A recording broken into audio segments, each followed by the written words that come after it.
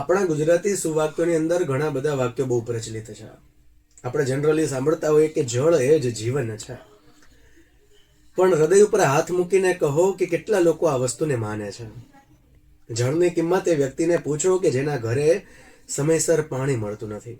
જળની કિંમત એ તરસ્યાને પૂછો કે જે આખા દિવસનો થાકીને ઘરે આવે છે અને એક ગ્લાસ પાણી એને ન મળે. જ્યાં સુધી પરિસ્થિતિઓ આપણા સુધી પહોંચતી નથી ત્યાં સુધી એ પરિસ્થિતિનું કે એ વસ્તુનું આપણે ક્યારેય મૂલ્યાંકન કરી જ ન શકીએ.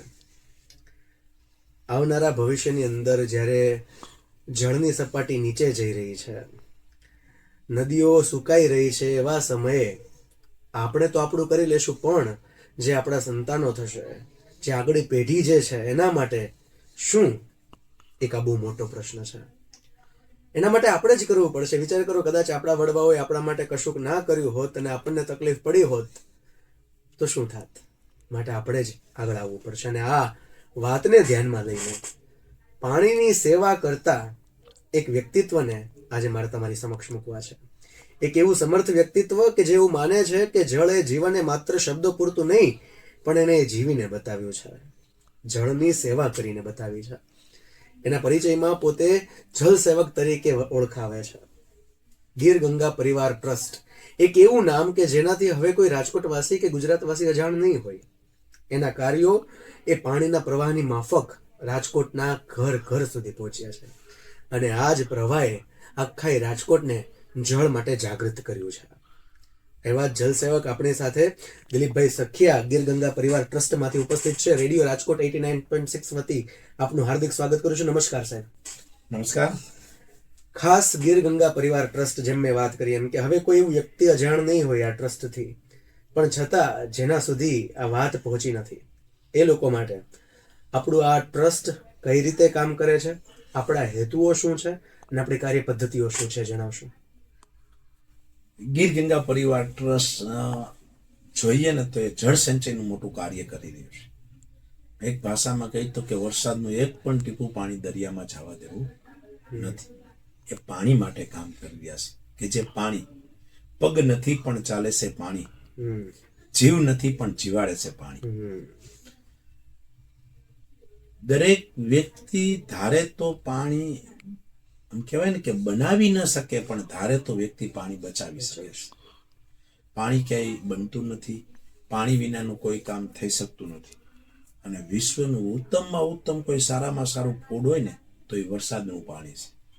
માનું દૂધ પણ સેકન્ડ નંબરનું છે. આટલું કિંમતી અને અમૂલ્ય રતન ઈશ્વર આપણી ઘરે દેવા આવે છે અને આપણે એને રોકતા નથી. આપની જે સૌરાષ્ટ્રની ધરતી છે ને, એક સમય અહીંયા 30, 40, 50 ફૂટે પાણી હતા. આજે એ પાણી 500, 700, 800 ફૂટે, 1000 ફૂટ, 2000 ફૂટના દાર કરવા પડતા પણ ક્યાંક પાણી મળતું નથી. જો આમ નામ આવા દિવસો હાલશે તો આપને, તમે હમણાં વાત કરી ને કે આપના સંતાનોને આપણે શું આપીને જાશો. સૌરાષ્ટ્ર અને રાજકોટ અને સૌરાષ્ટ્રની ધરતી આખી ભાડાના મકાન મારી હશે. અહીંયા જે વરસાદ પડે છે એ પાણી 80 થી 90% દરિયામાં વહી જાય છે. કારણ કે સૌરાષ્ટ્રને 1200 કિલોમીટરનો નજીકની દરિયો મળ્યો છે અને આપની જમીન પથરાળ અને ડુંગરાળ છે. અને મધ્યપ્રદેશમાં વરસાદ પડે છે એ પાણી આપણે ઘરમાં માગી છે. સૌરાષ્ટ્રનું હબ, જેને રાજકોટ કહેવાય, 3 લાખની વસ્તી હતી ને ત્યારે રાજકોટમાં 3 જ તળાવ હતા, આજી, ન્યારી ને લાલપરી.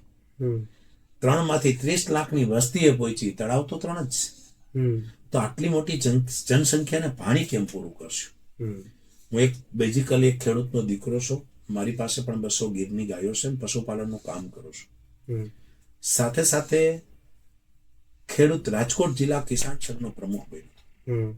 એ દરમિયાન ખેડૂતોને જ્યારે અમારે મળવા જતો હોય તો રાજકોટ જિલ્લાના 11 તાલુકાના 594 ગામનો અમે જ્યારે પ્રવાસ કરીશ, એ પ્રવાસ કરતા ખેડૂતોને મને કોઈ કોમન સમસ્યા દેખાણી તો દેખાણી પાણી.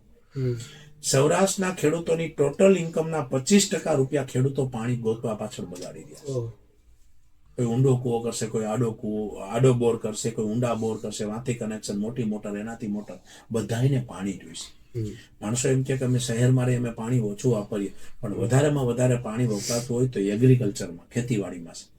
1 કિલો ઘઉં પકાવવામાં 40-50 લીટર પાણી જાય છે. 1 લીટર દૂધ ઉત્પાદન કરવામાં 100-200 લીટર પાણી જોઈએ. તો આટલું દિન પ્રતિદિન આપણી ભારતની વસ્તી વધી રહી છે, બધાને ખોરાક તો જોશે જ. જો પાણી નહીં હોય તો આ એક ભયાનક વસ્તુ છે. ગયા વર્ષે આપના દેશનું એક એવું સિટી કે જે તળાવોનું શહેર કહેવાતું, બેંગ્લોર શહેરની અંદર એક જ વિસ્તારમાં 1700 થી માંડી અને 2200 લગીના બધાય બોર એકાયરે ઉભા રહી ગયા. દેશના વડાપ્રધાનને ચિંતા થઈ અને એક સૂત્ર આપ્યું, જળ સંચય જન ભાગીદારીથી, કે જ્યાં લગી લોકોની ભાગીદારીથી જળ સંચયનું કામ નહીં થાય ને ત્યાં લગી આનો વિકાસ નહીં થાય. વિશ્વની અંદર તમે કોઈ પણ મોટા સિટી લઈ લો, એ જ સિટીનો વિકાસ થયો હશે કે જ્યાં પાણીની વ્યવસ્થા હશે. ગુજરાતના 2 એવા મોટા સિટી છે, એક છે સુરત અને બીજું છે અમદાવાદ, કે જેની વસ્તી 70 લાખની આજુબાજુ પહોંચી ગઈ છે. તો સુરતની વચ્ચોવચ ચાલી રહી છે તાપી અને અમદાવાદની વચ્ચોવચ ચાલી રહી છે સાબરમતી. આપણે ગુજરાતના 2 ભાગલા પાડીએ, ગુજરાતનો ઉપરનો ભાગ અને એક સૌરાષ્ટ્ર જેને કહેવાય. તો ગુજરાતના 4 મોટી નદી, તાપી, નર્મદા, મહીસાગર અને સાબરમતી. સૌરાષ્ટ્રમાં એક પણ મોટી નદી નથી. સૌરાષ્ટ્રના ગામડા ખાલી થઈ રહ્યા છે એનું એક ને એક માત્ર કોઈ કારણ હોય ને તો તે છે પાણી. એ હમણાં સાબિત થઈ ગયું. આજથી 4-5 મહિના પહેલા સરકારે નક્કી કર્યું કે ગુજરાતમાંથી વસ્તી વધી, એના વસ્તીના આધારે 16 થી કંઈક 17 તાલુકા નવા વધારા થઈ રહ્યા છે, નવા તાલુકા બની ગયા છે. પણ એમાં સૌરાષ્ટ્રનો એક પણ તાલુકો નથી. છેલ્લા 20 વર્ષમાં દેશની વસ્તીમાં 40 કરોડનો વધારો થયો છે, પરંતુ સૌરાષ્ટ્રના ગામડામાં 20% ઘટાડો થયો છે. અને આપણા દેશના મહાત્મા ગાંધીજી પણ એક એવું વાત કહી ગયા હતા કે જો આપણા દેશને મજબૂત કરવો હોય છે ને તો ગામડાને મજબૂત કરવા પડશે.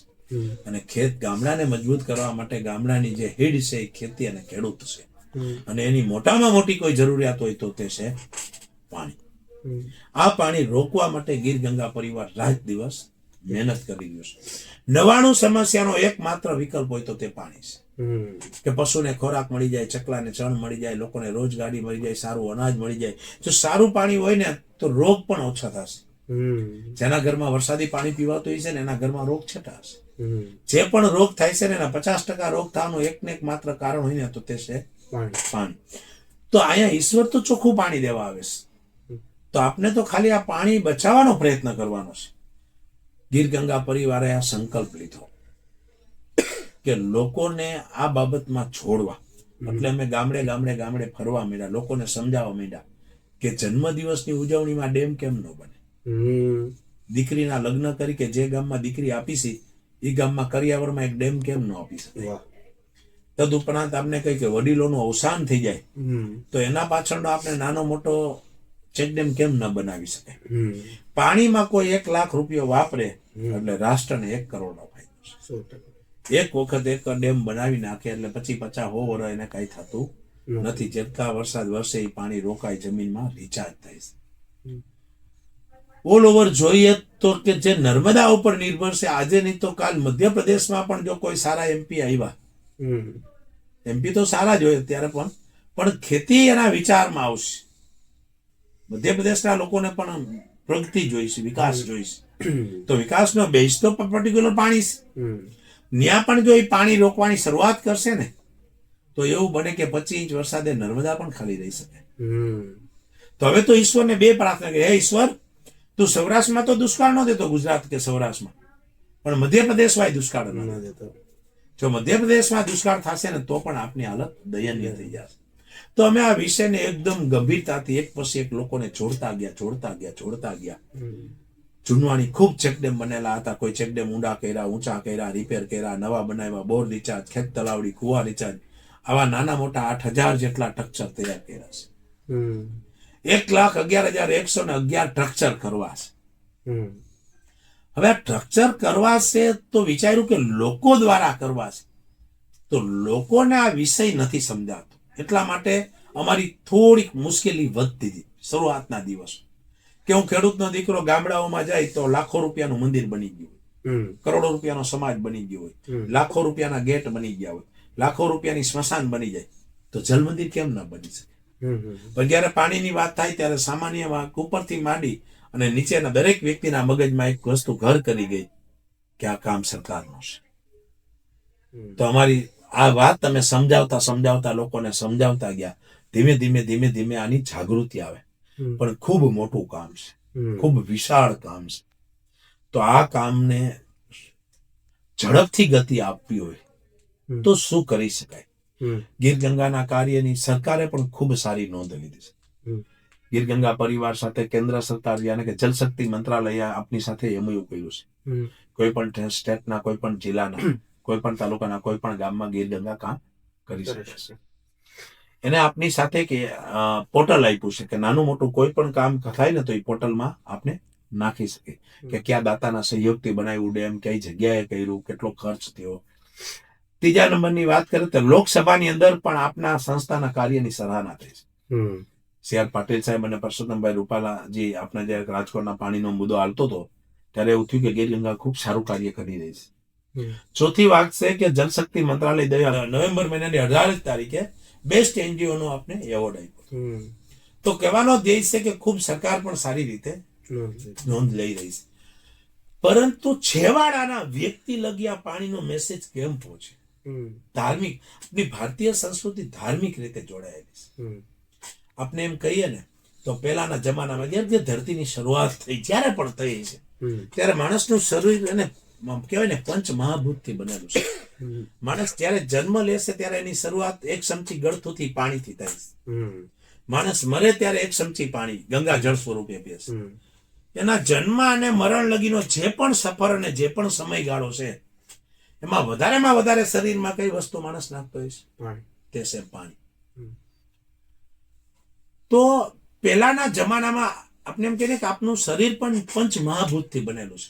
આપણે પ્રકૃતિની પૂજા કરતા હતા.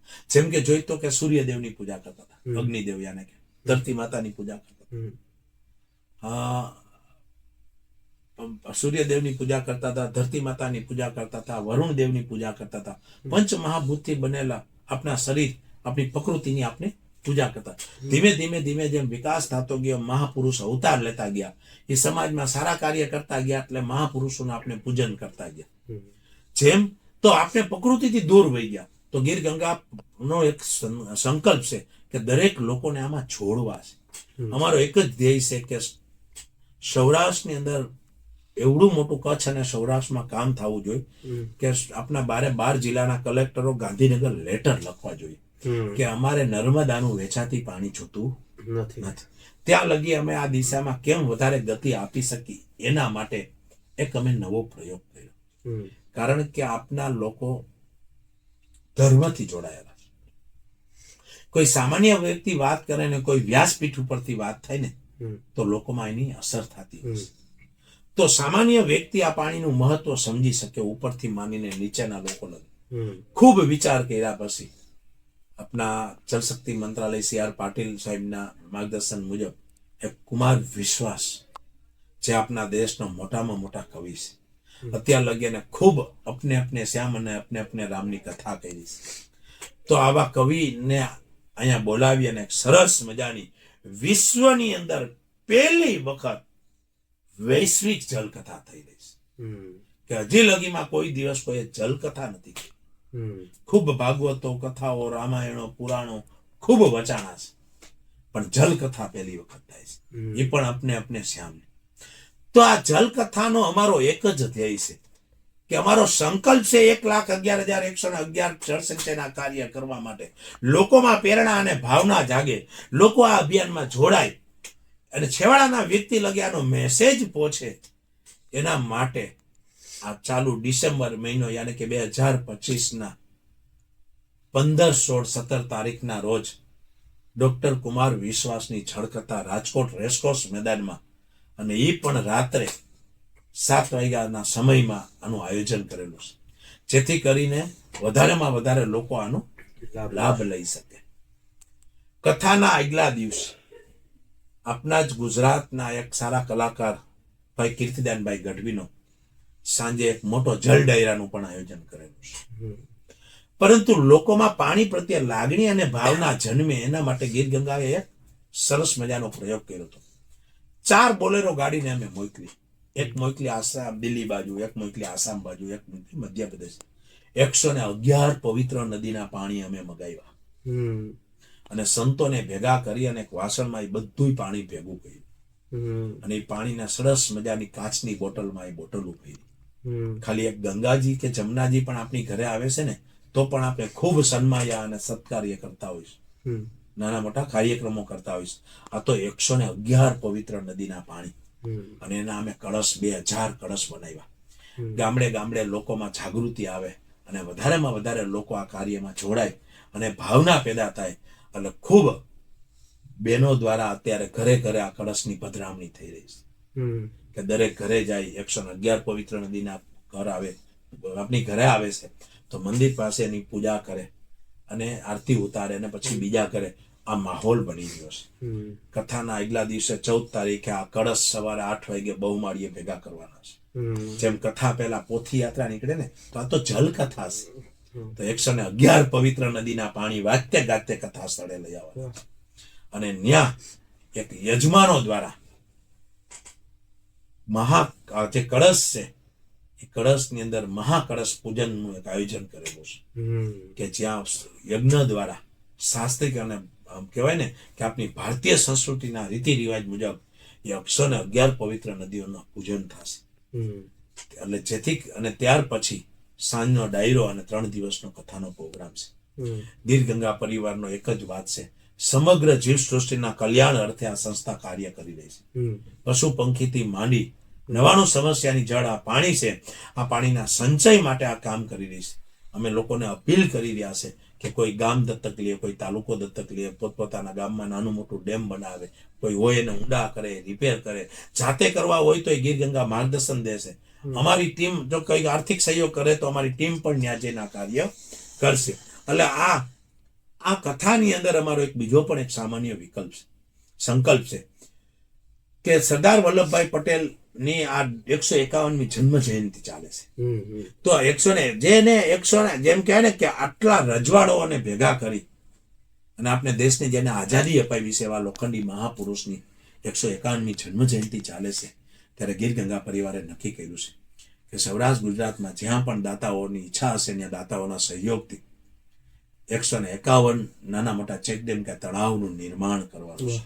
મિનિમમ 11 લાખ ઉપરનું એનું બજેટ, પછી જેવી જેની કેપેસિટી. એટલે આ પણ વિચાર અમારો છે અને કથા દ્વારા લોકો આમાં જોડાય. ફૂલ નહીં તો ફૂલની પાંદડી ક્યાંક નહીં ક્યાંક આ કાર્યમાં તનમન ધનથી, કોઈ સમયથી, કોઈ આઈડિયાથી, કોઈ વિચારથી, કોઈ ઓળખાણથી કે કોઈ ધનથી આ કાર્યને ગતિ આપે. અને ગીર ગંગા પરિવારના એક જવાબદાર જલસેવક તરીકે હું લોકોને અપીલ કરું છું કે પધારો, આ કથા આપણી છે, આ સંસ્થા પણ આપણી જ છે. વધારેમાં વધારે લોકો આ સમગ્ર જીવ સૃષ્ટિના કલ્યાણ અર્થે થતામાં એકબીજાને મદદરૂપ થઈએ અને આ કાર્ય પૂર્ણ કરીએ. ભારત માતા કી જય. તો રાજકોટવાસીઓ બહુ જ એવા મોટા પ્રમાણમાં લોકો હોય છે કે જે પોતાના માટે વિચારે છે. થોડીક ભગવાન સદબુદ્ધિ આપે તો કદાચ એના પરિવાર માટે વિચારે. ઈશ્વરે જો એને સુબુદ્ધિ આપી હોય તો કદાચ એના ગામ માટે વિચારે. પણ જેને ઈશ્વરે કંઈક સવાયું આપ્યું હોય ને અને એનામાં કંઈક તત્વ જોયું હોય તો એને એવી સદબુદ્ધિ આપે કે જે આખા દેશ માટે અને સંપૂર્ણ જીવ સૃષ્ટિ માટે વિચારે. પાણીનો વિચાર કરવો અને સમગ્ર જીવ સૃષ્ટિનો વિચાર કરવો એ બહુ સામાન્ય વાત નથી. અને આ વિચારનું બીજ જ્યારે આપણા રાજકોટમાંથી ન જ અંકુરિત થતું હોય, એના બીજ જ્યારે રાજકોટની અંદર જ હોય, ત્યારે રાજકોટવાસી તરીકે જેમ પાણી એક વૃક્ષને ઉગાડે છે એમ આ વિચારને આ વિચાર માની લો બીજ છે એને વૃક્ષ તરીકે ઉગાડવાની જવાબદારી આપણી છે. એ માટે આપણે ક્યાંક ને ક્યાંક સિંચન કરવું પડશે અને સિંચન એ સમયનું સિંચન છે. જ્યારે આ જલકથા થઈ રહી છે ત્યારે તારીખ 14ના રોજ આપણે ડાયરામાં આવીએ. એ પહેલાં જે આ કળશ યાત્રા થાય છે એમાં આપણે જોડાઈએ અને 3 દિવસ એક એવા સમર્થ કવિ, એક સમર્થ કથાકાર કે જેણે પૂરા વિશ્વની અંદર ભારતનું નામ ઉજાગર કર્યું છે, ડૉક્ટર કુમાર વિશ્વાસ જ્યારે રાજકોટના આંગણે આવી રહ્યા હોય, ગીર ગંગા પરિવાર ટ્રસ્ટના યજમાન પદે જે કથા કરી રહ્યા હોય, ત્યારે આપણે બધા જ રાજકોટવાસીઓ આ કથાની અંદર જોડાઈએ અને જે કાંઈ પણ ઈશ્વરે આપણને આપ્યું છે એનો એક ભાગ આપણા જ ભવિષ્ય માટે અને આપણા પોતાના માટે વાપરીએ. એવા ભાવ સાથે સૌને આવવા માટે આવાહન છે. ખાસ સાહેબ આપનો ખૂબ ખૂબ આભાર. પહેલાં તો એટલા માટે કે આપે માત્ર રાજકોટ માટે નહીં સમગ્ર જીવ સૃષ્ટિ માટે વિચાર્યું છે. આપ એક સમર્થ લીડર તરીકે આ પરિવાર સાથે રહીને, બધાની સાથે રહીને તમે કામ કરી રહ્યા છો અને આ વિચારને તમે વેગવંતો કરી રહ્યા છો. આપને ખૂબ ખૂબ અભિનંદન. ગીર ગંગા પરિવાર ટ્રસ્ટને ખૂબ ખૂબ અભિનંદન કે આ સમર્થ અને સરસ મજાનું કામ લોકો સુધી પહોંચાડવા માટે કરી રહ્યા છે. કથા માટે શુભકામનાઓ અને બધા જ રાજકોટવાસીઓને ફરી ફરી આહ્વાન કે આવો આ જલકથાને આપણે સૌ આપણી હાજરીથી વધુ પવિત્ર બનાવીએ, સૌ આ જલકથામાં જોડાઈએ. આ ભાવ સાથે સૌનો ખૂબ ખૂબ આભાર. સાહેબ, આપનો આભાર. ફરી મળીશું આવા જ કંઈક વાતચીત સાથે, આવા જ કોઈક કાર્યક્રમ સાથે. સાંભળતા રહેજો 89.6 FM રેડિયો રાજકોટ. હવે રાજકોટ બોલશે, દુનિયા સાંભળશે.